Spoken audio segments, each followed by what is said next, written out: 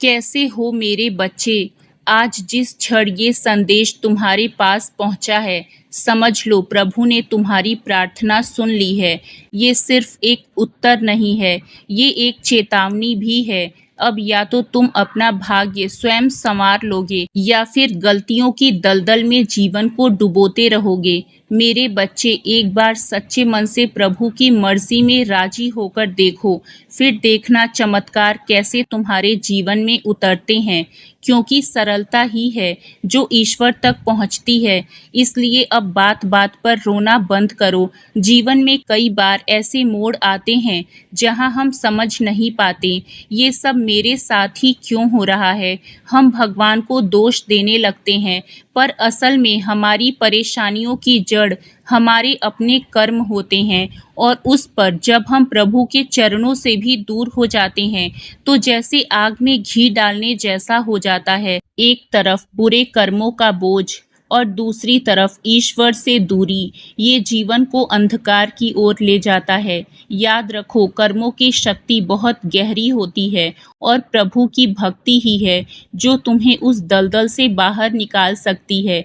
इसलिए मेरे बच्चे, भले ही तुम भगवान से नहीं डरो, लेकिन कर्मों से डरना, क्योंकि ईश्वर तो फिर भी माफ़ कर देते हैं, लेकिन कर्म कभी भी अपने कर्ता को माफ़ नहीं करता है, वो वापस घूम कर आता ही है। जीवन चक्र में कर्म का अत्यंत महत्वपूर्ण स्थान है।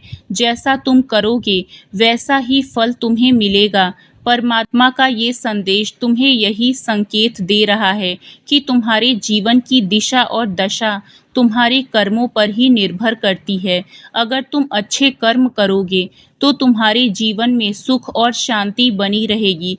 परमात्मा बहुत दयालु होते हैं और वो तुम्हारे पापों को माफ़ कर सकते हैं, लेकिन हमें कर्मों का फल अवश्य ही भोगना पड़ता है।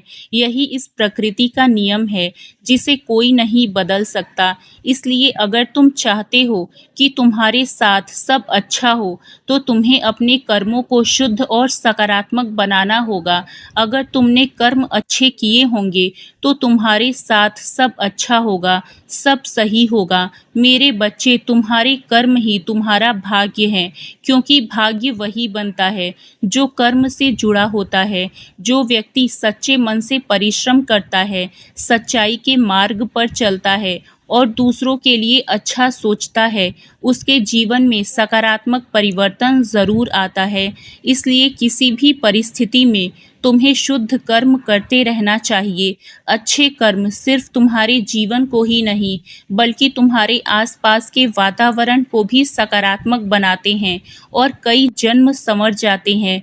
किसी की मदद करना, सत्य बोलना, विनम्रता से व्यवहार करना और अपने कर्तव्यों का ईमानदारी से पालन करना, ये सब अच्छे कर्मों की श्रेणी में आते हैं। आज इस संदेश से तुम्हें स्पष्ट हो जाना चाहिए कि ईश्वर से डरने की आवश्यकता नहीं है, बल्कि अपने कर्मों के प्रति सजग रहने की ज़रूरत है। अगर तुम्हारे कर्म अच्छे हैं तो तुम्हारे साथ सब अच्छा ही होगा और बिना मांगे प्रभु का प्रेम और आशीर्वाद दोनों प्राप्त हो जाएंगे।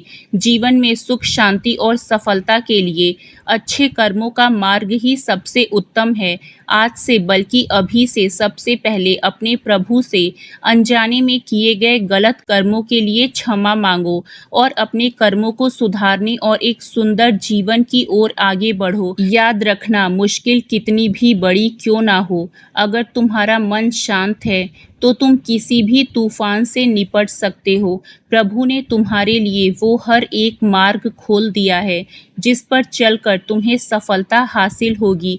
तुम्हें इतनी बड़ी सफलता प्राप्त होगी जिसकी तुमने कभी कल्पना भी नहीं की है। अब चारों तरफ से खुशियां ही खुशियां आने वाली है।